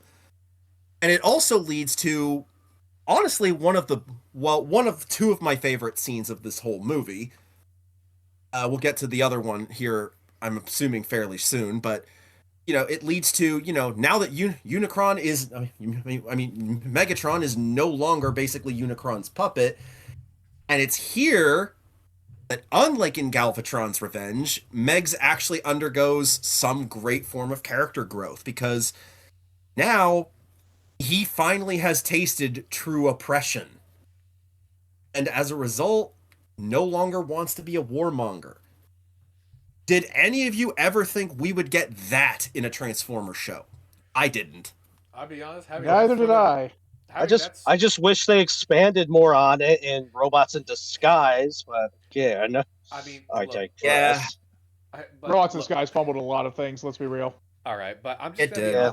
all right. To answer the question, going through this entire 180 of the go-to bad guy of the franchise and having it stick was not on my bingo card. I mean, this is like the Joker finally realizing he really is crazy and needs mental help. Well, Yeah. again, when you're basically possessed by, again, what is essentially the robot equivalent of the devil, and not to mention, Unicron was basically torturing him the whole time. Oh yeah. Because remember during the final fight, Optimus is trying to get Megatron to basically trying to reach out to Megatron to get in a way in hopes of helping him to regain control over his body. To which Unicron's response is, Megatron can hear you, but he can't help you, for he is enduring eternal suffering. As we just see Megatron just writhing in pain. Yeah. It's like this movie, like, keep in mind, Transformers Prime Megatron was such a magnificent bastard of a villain. So the fact that this movie actually made you feel sorry for him was like, okay, I didn't think that would happen. It's like, again, all 3 seasons of the show, Megatron is just that guy. It's like, you want this magnificent bastard to get his comeuppance. And when he finally got it at the end of season 3, you're like, yes! It's like, that's karma! And then when it finally And then happened, you see what happens, and you're like, oh. Oh, shit! Oh, damn. yeah, exactly. But yeah, also, Hunter, I know you and we talked about this a bit. In many ways, it kind of comes full circle, since, again, in the Alliant continuity, again, before Robots in Disguise, the whole backstory of the Primes was that Megatronus, exiled himself out of shame, and that's basically what Megatron does here. Yeah, it kind of like that in a roundabout way. Megatron does the very thing that his namesake did, the guy he named himself after. Yeah, He exactly. basically goes into self-imposed exile because Starscream's like, but we can restart the war. We can start over. Like, we still have a chance of winning. And Megatron's like, no, it's over. It's done. Autobots won. We lost. It's over. I'm out. Peace. And then he left. Yeah, he literally just literally goes He out. literally said, Starscream, for once in your fucking life, just accept the L. Exactly. But like, it does lead to probably one of like the funniest moments with Starscream, where he thinks like, finally, this is my chance to take control of the Decepticons, and then Predacate shows up. He's like, well, maybe a throne would be more suited for an actual king. And Predacate's just like, I did not come to seize thrones. I've come to settle scores. And then Skylinks and Darksteel like show up like right beside him. Oh, I love Like that his- because almost he, like he his basically dogs. pulls up. He's like, yeah, the play pretend king. Listen, boy, I ain't here for that chair. I'm here for that ass. Now bring it here. it's like, I'm here to phrasing. beat. He's basically saying, I'm here to whoop your ass. Get over here. it's like a scene of the Boondocks. It was like the old dude just start grabbing the belt. Basically, it's like, because remember, Starscream was basically for most of season 3 was like trying to discipline Predaking, like an owner trying to discipline a naughty dog, and Predaking was not having it. To be fair, led to probably some of the funniest moments that season. Oh, it totally did. But still, the fact that Predaking's like, yeah, I haven't forgotten all that shit, by the way. Yeah, like I said, I just love that line Predacate says. Yeah. And then Robots in Disguise had to fuck it up and say, oh, Starscream somehow found a way to kill Skylinks and Darksteel. I call bullshit! Wait, he ran away and hid like a bitch. That is not finding a way. That is, you just let the automated sentries deal with it, which is nonsense. Honestly, I did. So can I just like be that one guy? Like, I did find like the way Starscream's like telling this story as like his big triumph, while the flashback shows him running away. Like, No, I found that kind of funny. Because I generally was just like, yeah, that's a Starscream thing to do. All right, actually, No, you know what? No. Hang on. You guys just didn't convince me. I need to put this in the dishonorable mentions of character assassinations. Hang on a second. Yeah, because in this case, 2 characters literally got assassinated. Yeah. All because I'm writers. not saying like I liked that. I'm just saying I just thought it was funny, and again, just a very Starscream thing to do. No, I agree. No, trust me, bro. That I don't have. No, none of that's not what we have a problem with. It's like, so you expect, like, so you're telling me that Megatron's fortress at Darkmount just happened to have weapons that could conveniently kill Predacons when they struggled to do that in the 3rd season of the fucking show? I refuse to believe. No, I do agree with that. Like I said, it's just like I said, like the way Starscream is just grandiosing while the flashback is showing him running away like a bitch. Like, because again, like I said, that's just a very Starscream thing to do. Which, I mean, No, yeah, it definitely is. Credits where it's due. That is very befitting of Starscream. Especially this version of Starscream, who is just an absolute coward, but a funny coward. Yeah. But but now we get to the ultimate scene of this series, because the Allspark itself, it had to go somewhere. Yeah, Optimus literally becomes one with the Allspark, both literally and metaphorically. Which in this show, that's something you say when somebody Picks the bucket. Yep. Yeah, goes to the afterlife. Well, yeah, because as it turned out, he hid the Allspark inside the Matrix, literally within his own spark to keep it hidden from Unicron.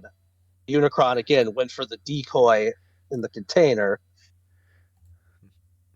Which again, Optimus just being the absolute goat that he is. Yeah, and honestly, out of all the deaths we've seen of Optimus Prime throughout the franchise, I think somebody said that this is probably one of the ones with the greatest meaning and greatest send off for the character in his arc. I I said believe that. Hunter, you said that. Yeah, I was gonna say. I couldn't remember. Yeah, Okay. like I'm just gonna say it here now since we're on it, boys. I agree. Like you said, Tom, over like in the 40 plus years that Transformers has existed, we have seen Optimus Prime as a character die so many different ways. Like again, two of those deaths we've already covered in this retrospective. But of all of the deaths of Optimus Prime, I think this is the one that has the best, that does it in a way that has so much significance for the character. Like not okay, not so much that, but like this to me, it's like what makes this death of Optimus Prime, in my opinion, the best one is because one, it's not done for shock value or because oh we're discontinuing his toy, but he actually has a reason for giving up his life because now that he is one with the Allspark, you know, if the Allspark is not returned to the well, aka the core of Cybertron itself, Primus's very spark, well, no new life can ever rise on Cybertron again. And how can Optimus deny Cybertron a new future now that the planet can sustain life upon it?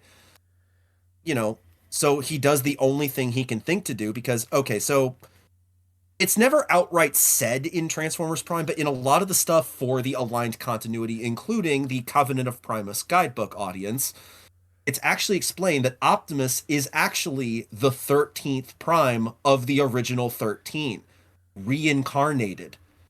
Yeah, Optimus back in the days of the 13, when the first golden age of Cybertron came to its end, Optimus gave up his life to to ignite the well of Allsparks once before. And shortly after he did it, he was reincarnated as Orion Pax, but with no memories of his previous life behind him. But then when he supposedly it was when he got the Matrix during the war and became Optimus Prime, he regained all of his past memories. Now, admittedly, the fandom has kind of been torn in half about this idea because and if I'm being honest, I'm also kind of in that same camp because on the one hand, Optimus being the reincarnation of a demigod is kind of cool. But on the other hand, it does kind of make his whole getting the Matrix feel kind of cheap to an extent. Am I making any sense there? Yeah, It does, you've yeah. got. Yeah. You got a leg to stand on. But like now that being said, in the case of this ending, what I love about is that again, if we are going with the idea that he is supposed to be the 13th Prime reincarnated, which that is technically the case here, because that's literally what they say in the official material, even though, again, the show never says that because, unfortunately, things behind the scenes prevented them from doing so because, sometimes that just happens. It was a case of too many cooks in the kitchen, we'll say, folks, but, like, in this case, Optimus doing what he did millennia ago and sacrificing his life to reignite the core of Cybertron is such a fitting end for his character because he is literally doing the most Optimus Prime thing you can do, and that is sacrificing your own life for the sake of the greater good. And what I love about it is that it's treated with all of the weight and gravitas that you would expect of this. Like, it feels like a proper send-off for the character. It's like the first time watching this, again, I know people are going to say it's like my dad would say I'm a sissy or a pansy, but like I don't care. Like I genuinely cried with this ending. But unlike with 86 where it was tears of sorrow, here it's strangely tears of joy. Does that make sense? Yeah. see it as, Honestly, like- the best way I can describe it is the same way I felt during the season 2 finale of the Mandalorian when Grogu was going off to Luke. I'll call my ass out right now. I got sappy. I got weepy. They played the right scene there up with you, really brother. good. Okay. Oh, they did. They definitely And this did. scene is also played up really good. And again, a lot of that does go to, well, again, Peter Cullen's performance as Optimus. Yeah. Oh, What I love definitely. what I absolutely love is as he flies into the core of Cybertron and he closes his eyes, you almost see him kind of smile. Yeah.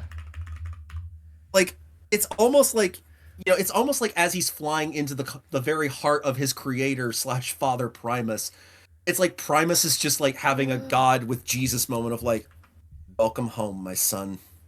Yeah. Welcome home. I mean, it's like, I like to think that Optimus is like, again, this was before Robots in Disguise, like RID-15. It's like Optimus is now once again in the Well of All Sparks. He's in the afterlife. He's with his brothers and sisters again. But I also love that, like, they kind of tease that he might not actually be gone because that little red spark comes flying out when all those other sparks are flying out. Yeah. Again, Like, why did it RID-15 do anything with that? All right. It should have just been its own separate show, like Deadass. I think Wait, no, I It would agree. have been going so to much be? better if it was just its own separate. I think CN was initially planning it for it to be its own thing. That's the thing. Right. Yeah, Cartoon Network was, but Hasbro really wanted to basically still ride the high that Transformers Prime was riding on after, which I get it. It's like, again, real quick, not to derail, because I don't want to derail, but like, I don't completely hate RID-15. Like, I think for what it is, it's fine. Like, it's not a bad show, but I think It it's has a lot pretty of cool clear. ideas. Yeah, it's just I think all of us can agree the problem with RID-15 is just that as a sequel to Prime, I don't think it's what a lot of us as fans really wanted. All right. Let me and like, oh, sorry. but like, I'm just bringing this up here because, like, again, this is not me going into roasting RID-15. This is just me making a point with this. Okay.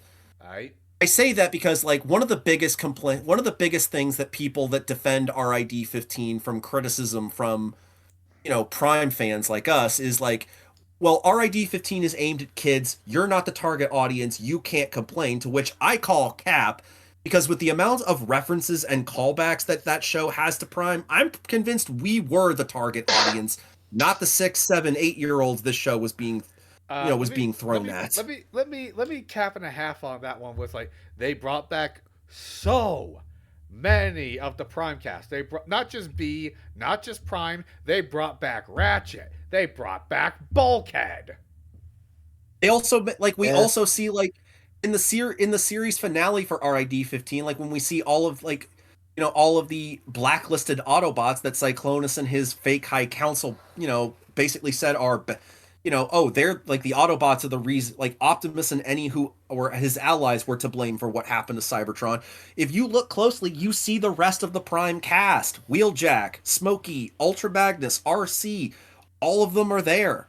Hell, even Cliffjumper, Tailgate, and Sea Spray are among the blacklisted, even though those characters are dead. Yeah. It's just petty. Also, when Optimus is like, I'm going to go get some old friends to help deal with this, everyone was like, okay, he's calling up Megatron and he's calling up Predaking. Because, think about it. You have the trio: Autobot, Decepticon, Predacon. Those three alone probably would have sold it. That's why I hate the fact that it's treated as a sequel series. Because when you do that, there's so many plot holes. Like, why don't you just get this dude to pull up? Why doesn't this guy pull up? Yeah, audience, by the way, let us know if you guys want us to do, like, sort of like how we would rewrite, like, certain shows like RID-15, because I feel like we could cook something. Oh, I think that would be a lot of fun. Oh, I've had a lot of, actually. I've been cooking up my own little rewrite for Beast Machines. Oh, that should be fun. Yeah, we could do that. Yeah, I just thought it'd be fun. But yeah. Anyway. Yeah, but that's enough of my spiel. I didn't mean to go on a tirade there. Yeah, so, like, of all the deaths of Optimus Prime, I think this is the one that really just did it the best, and it did it in, like I said, it does it in such a way where it feels like a proper send-off for Optimus Prime as a character, especially if you are actually going to, in this case, actually kill him off. It's like, that's the thing. This show literally did what G1 wanted to do, but ultimately had to backpedal on because they made so many kids cry and bring Optimus back. That and That and absolutely fumbled the ball in Rodimus's writing, but that's a whole other story. Yeah, like let me put it this way: it's like this move. It's like this. The way this movie ends is literally like the Peter Cullen joke we've made about A6, where it's like, I'm not coming back. Only instead of Peter being upset about it, it's like, yeah, I'm not coming back. This is the end. And you know what? It's a fitting end. And luckily, he doesn't have to worry about the car payments this time. No, thankfully not. No, and no, that will never not be funny. I will never not laugh at the Again. thought of Frank and Peter just on a bench eating donuts, and Peter just lets that one out. Like, I'm getting whacked on page 17. I'm not coming back. I need mean, give him credit no. give him credit no, for having there a go the sense of cartoon. humor about the. Yeah, give him credit for at least having a sense of humor about the whole thing. I need an animatic of G1 Private Megatron on a park bench drinking Energon cubes. You just see Prime just like, Megs, I'm getting whacked on page 17. It's a comedically small bench. It's like a frickin' M-Go skit. I kind of want to do that now. I kind of want to see if I can make a skit like that. I could probably do something like that. Just use the Covenant of Primus from Alpha Trion, like that's the script. Megs, I'm getting whacked on page 17. Oh my god, I actually have that figure. I could do it. Do it.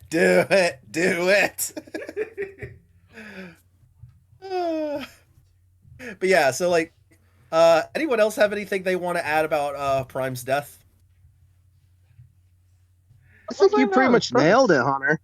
Yeah, I think you pretty much nailed it. I mean, again, Yeah, like you said, like the moment where he's literally flying to the core, like literally closes his eyes and just has like that look of like, I could finally like rest. It's very like it's very like Frodo, going to the Grey Haven with the elves at the end of Return of the King type deal. That's exactly what I was thinking too, Justin. It's like, this is literally like the end of Return of the King. It's a perfect ending to a perfect story. Oh god, you gotta get me sappy again too. That also almost got the waterworks going. Oh, that did get the waterworks going for me. They were just silent tears. Never fails to get me emotional. Same thing with Bryan Cranston's character's wife's death in Godzilla 2014. No matter how many times I watch that scene, I always get teary-eyed. Because it's Bryan freaking Cranston. Dude is an absolute masterclass of an actor. Also, I was today years old. Yeah, he really does sell that scene. Also, I was today's years old when I found out that the main character you play as in Dispatch is voiced by Aaron Paul. Yep. Robertoson. Yeah, that just imagine. I'm a superhero, bitch. Yes. But yeah, like, this movie does such a good job of giving Optimus and Megatron a definitive end to their stories. Again, Megatron going into self-imposed exile, declaring the war is over and the Decepticons have officially lost. He just wants to, he doesn't want to fight anymore. He's done. Like, he's straight up like actually just done. Optimus, gets to restore life to Cybertron, and like you said, just it's like, again, just the look he has on his face when he flies into the core is just this look of just pure zen. Just, I can finally rest now. Yep. Which is which makes also I really like his final like. Which makes. Sorry, I was just gonna add, which makes what Carlos did with the two of them in Predacons Rising all the more bullshit. I mean, Galvatron's revenge. Fuck. Yeah. Well, at least that's not canon. And that's just Prime. I was just gonna say, yeah. And actually, and you know what? Speaking of which, I will still never get over the fact that we got a cameo from Gary fucking Chalk in the 2014 Godzilla. Yeah, fun fact for those that don't know, I was the one that pointed out when we watched party. I was like, wait a minute. What, Barton? Are you Optimus good? Primal himself. Yeah. I thought I heard you. I don't think any of us. Out of you. Yeah, we were I all wanna surprised talk- by that go one. ahead. Yeah. Yeah, no joke, Martin. In Godzilla 2014, Optimus Primal, Gary Chalk himself is in that movie at the beginning. He plays Bryan Cranston's character's boss at the beginning of the movie. Nice. So next Yeah, time you well, watch what's that, funny because we next all time you didn't watch that know scene, that. yeah, but it's like, I mean, I heard that he was supposed to be in the movie, but it's like, where is he? And then it finally dawned on me. It's like, wait a minute, why does that guy look and sound familiar? It's fucking Gary Chalk. Like literally, I had that Venture Brothers moment of like the Monarch in prison. Like, wait a minute, you're Dean fucking Venture. Yeah, King, exactly. I need to buy my bitch back. Here's your cigarette. Fuck you. Give me $1. That'd be you. But anyway, That'd be you saying that to me, Tom. Like, fuck you. Give me $1. but But no, anyway, anyway. also go Go back ahead, to Justin. like again Optimus's like final speech. I was gonna say I also do like the part, his little like parting words to his friends when he basically like says like the way you guys have handled everything. He's like, I don't think Cybertron needs a Prime to continue. Yeah. Like, Just essentially, love that Optimus line. is. It's. I mean, not to make this political because I'm not, but it's like it's more just I say it as a joke. It's like Optimus truly is a benevolent leader because he's like, no, I'm willing to step down, let the people run things. Yeah. Yeah, pretty much. Yeah, I just love that line where he says, he's like, leadership can exist even without the Matrix, and says, and you have all acted because you have all acted as a Prime. I just love knockout Yeah, there. Well, I've never really had the best role models. and not only I also love that he even throws like some light to Megatron, saying like, as even Megatron has demonstrated on this day, that all sentient beings have the capacity for change. Yeah. So I guess to kind of wrap things up, because we actually are wrapping this up at a fairly decent time. Matter of fact, Oh, more yeah. Fair, it helps. stuff. Well, to be fair, it does help that this is an incredibly short movie at just under an hour. Yeah, valid. Yeah, it gets through like all its stuff. It gets through all the stuff it needs to. Yeah. But anyways, I guess that's all there is to say about that. Actually, to fill out a little more time, you guys want to talk about how the animation slightly differs compared to the main show? Because I definitely noticed a Sure. jump up because I think they definitely wanted to send this series away in style. So they Yeah, lead the charge on this one. yeah, I Oh, yeah. definitely noticed a lot of differences. A lot of the subtly smoother animations on the character models, a lot more that kind of polished, shined metal texture that we got in the first 5 parts. A lot of improved facial movement, Yeah, that's true. and a lot of the transform animations looked. I don't know. They just looked smoother. Like the animators could really take their time with shifting the parts to certain places, as opposed to just that more explosive look the show used to kind of as a clever way to hide up some of the limitations. No, I agree with that. Just those little things It's you like- notice that they were able to get away with because of how successful Yeah, the it's like- project was, and Oh yeah, like again, like it definitely felt like Hasbro was willing to give them a bit more of a budget for this finale because oh my god, this is a finale. mm-hmm. Yeah, because what is it like the scene when with Galvatron like first like when he transforms from like jet to robot mode, you definitely can see like the limbs like coming like from like which part of like his jet mode they're on. Mm-hmm. Yeah, it's like I mean, that said, I still think it's hilarious that the Predacons like when they go from beast robot they go to their huge beast modes to their robot modes. It's like there is still some mass shifting there, but then again, the same can be said for RC. RC is like the biggest example of mass shifting in this series in this show. My best stance on mass shifting is we use this joke a lot, but it is just that abridged sell of like, no, it's fine, it doesn't bother me, it bothers me a lot. I mean, Like again, it's not as the most outrageous mass shifting as say G1 or hell, even like animated, where like Megatron will sometimes like look like he's the size of a skyscraper. to be fair, I think it's more in that case with anime. I can chalk that up to it's a matter of how they have the perspective of the shot in question. I don't know because Yeah. there are Well, and times where it also just like how intimidating they want him to look. I don't know because there Oh are yeah. times where Megatron looks like a fucking kaiju compared to Optimus. Well, to be fair, animated was truly where they made the size difference between Optimus and Megatron at its greatest, Actually, which no, that should go to made sense in Blackout that because when we first saw Blackout in season 3, he looked like a kaiju. Yeah, that's again. I will always give anime credit. I love that they were continuing the trend that the Bay films had of just making the Decepticons big and scary. Yes. Yeah, but the more that we got this, the more I just called fucking Cap they ever were able to win the war. Well, to be fair, they make it clear in the film that the Autobots winning the war was. No, I'm talking about animated. No, that's what I mean. Like that's what I'm saying. It's like it's clear that in anime it's continuity. It's like the Autobots won the war, but it came at a big cost. Yeah, but alright. I mean, so yeah, the animation looks really good. I also just love the subtle passage of time, just like going from day to night on Cybertron. Oh, dude, the daylight scenes in this Yes. movie in this animation are gorgeous for a 3D CG film.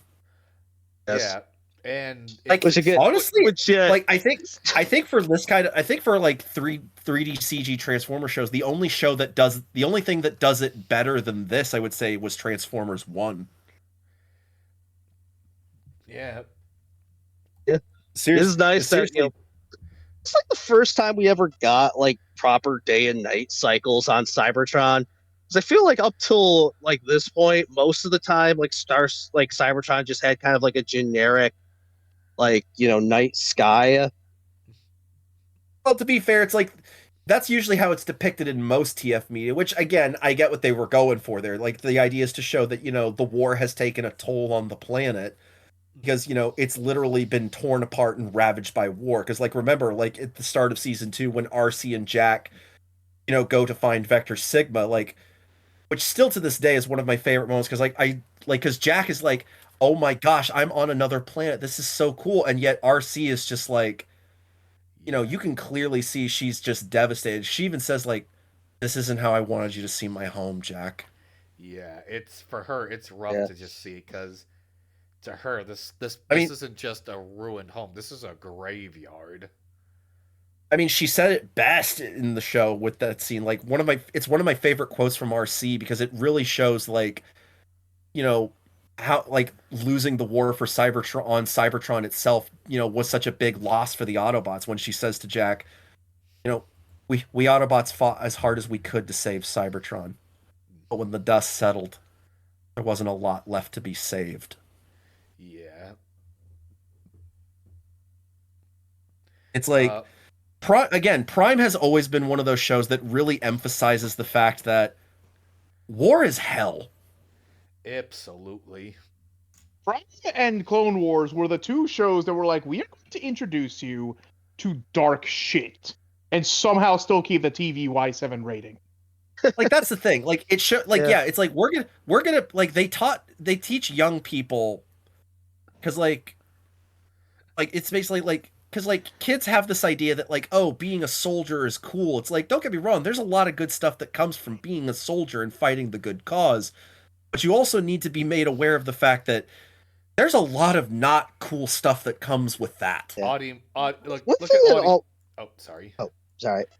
I was just gonna say one thing that really irks me is like people who hate Transformers Prime, like say that they hate it because it's too serious, and I'm like, not really. It has plenty of moments of like levity.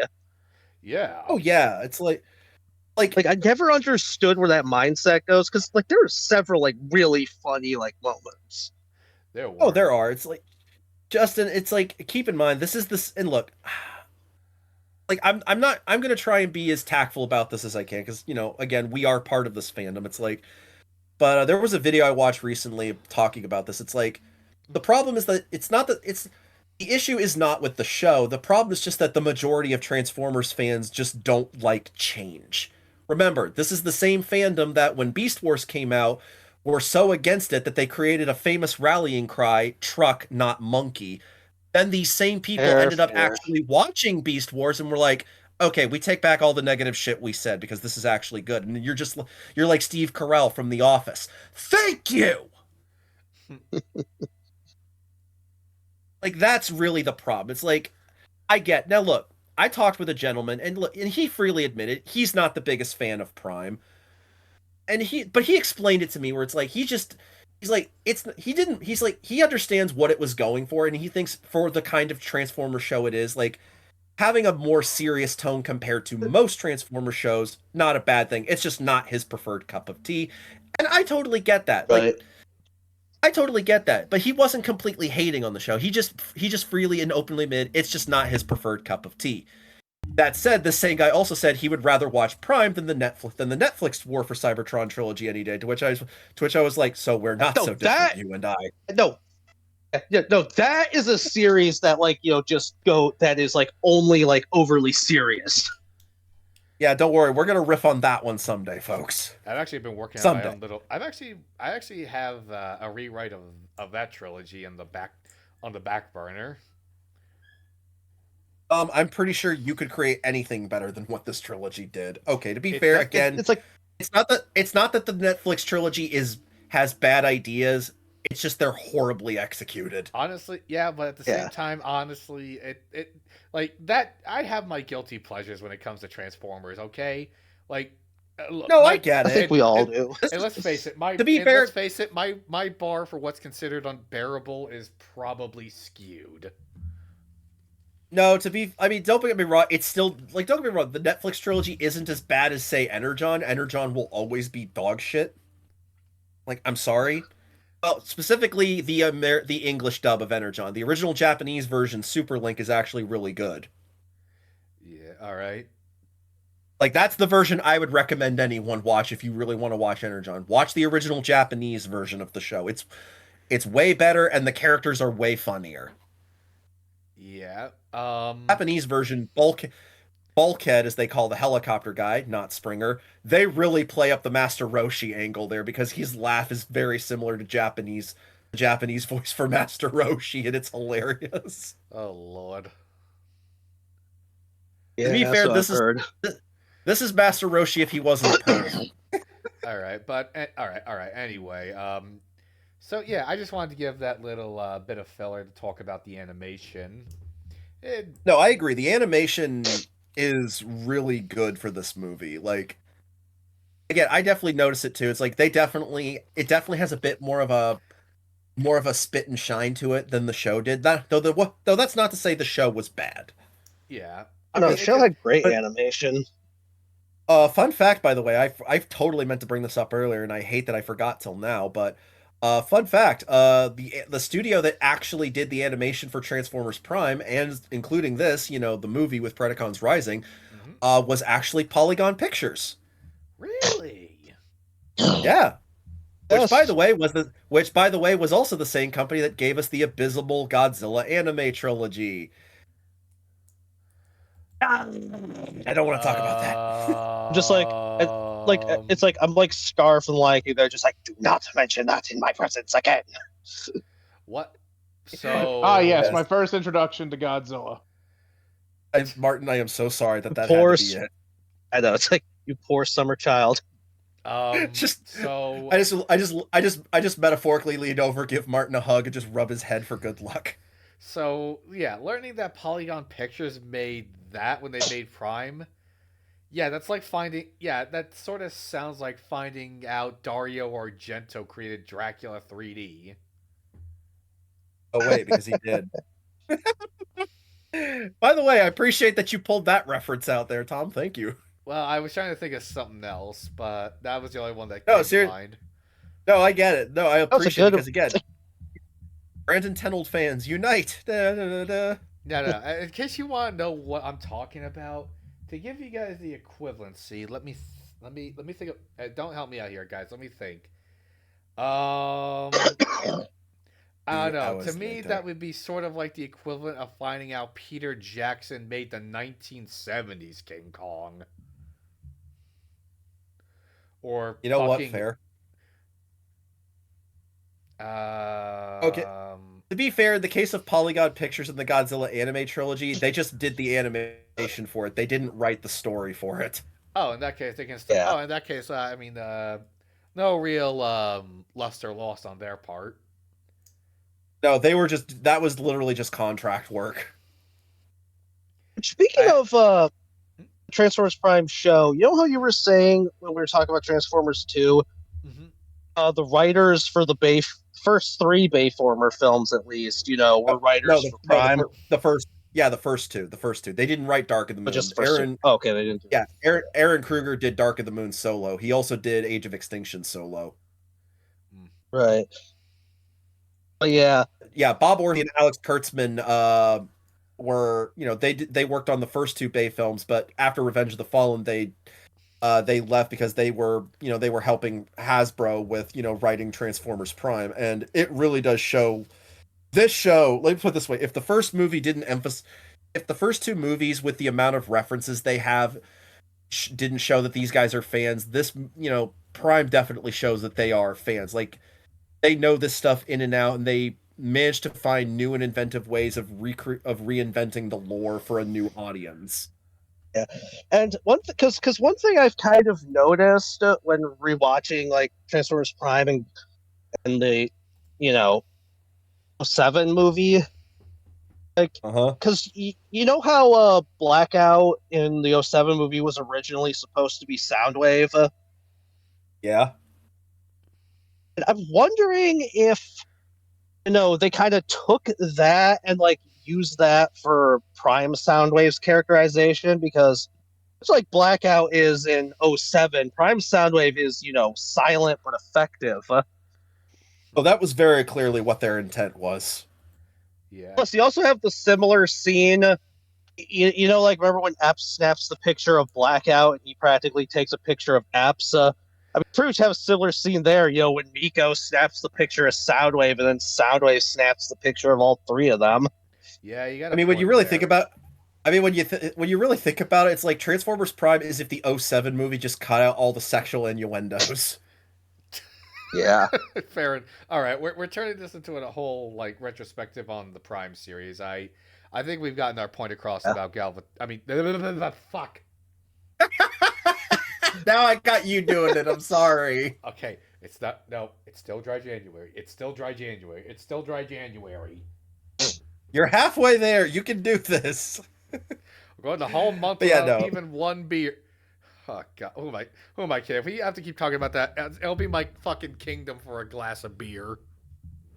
So in conclusion, I guess, yeah, this really was just Predacons Rising. Like I said, it's everything you want in a series finale for something like this. Like, it delivers everything with all of the gravitas and all of the grandiose spectacle that you've come to expect from this series, and it ultimately caps off the Prime storyline in a nice, neat little bow. Yeah, I mean, you really couldn't have asked for Yeah. any better of a sound off to such a, as Martin put it, just like one of the figureheads of the Mount Rushmore of Transformers stories. Amen to that. And you know what? Yeah. To kind of add to this conclusion, like, not necessarily trying to make this again a retrospective on the Prime series, but it does kind of tie into what I'm saying here. It's like, don't get me wrong, I would have loved to see Prime keep going for another decade if we realistically could do it. But I honestly, mean, they I had think ideas for. Oh, sorry. oh no, they definitely did. No, you're good, Justin. It's like, but you know what? I think they did the smart thing concluding it when they did, because admittedly, you do run the risk of, like, don't get me wrong, as much as I love a show continuing, because, like, now don't get me wrong, like, Clone Wars didn't suffer from this, but I think Prime eventually would have. It's like, if they dragged it out needlessly, it would have gotten to a point where it's just getting ridiculous. I mean, one of their ideas for season 4 was literally just in the outline they had for it is literally maximal cowboys, and my response to that is I need context for what that means. I have several Yeah. questions. Yes, exactly. It's like, Hasbro, I have several questions, and I am angry that you are not going to answer any of them. I'm all right, but in But all, like, and oh, sorry. but yeah, sorry. No, you're good. Yeah, sorry. But to continue my point is like, while I would have loved to see Prime continue for another few years, I ultimately think they did their smart thing ending it when they did. And I also like to quote Diamond Bolt uh, on his retrospective he did on Transformers Prime several years ago. I think he said it best, and I'm going to say it here too to quote him because I think it's so fitting. Don't be sad that Transformers Prime ended, fans. Be thankful that we had it for as long as we did. And I put that quote on a sunset, so that means you gotta listen to it. I mean, I put that quote on a ring and marry it. All right, all right. But to just sort of wrap things up, I just want to say thank you all so much for catching this. I hope this was a little more friendly to your time than our previous episodes, and we're gonna see if we can do the same thing for Dark of the Moon. So maybe this will release out of order. Maybe this won't. We'll see. We'll see. But We're trying to be a little more professional here, folks, and not go on long tangents. Though we still will have fun with it, as you clearly saw tonight. Yeah, mission failed. We'll get it next time. Oh, we're just barely over 2 hours. We're fine. Yeah, all right. But anyways, this was a joy. I'm glad we were able to crunch this and just talk about the juicy bits. So until then, please Agreed. do those things we YouTubers love to beg our audience to do, which is leave a like, comment on this podcast episode, share with your friends, and of course, subscribe for more of this type of content. Who knows? Maybe I'll even get this out on some other podcast listening platforms. Hey, who knows? But until then, until I find that out, this has been the last call from the Game Tavern podcast. Please have yourselves a fantastic time of day because you're all fantastic people. Bye, guys. I can feel my bladder bursting.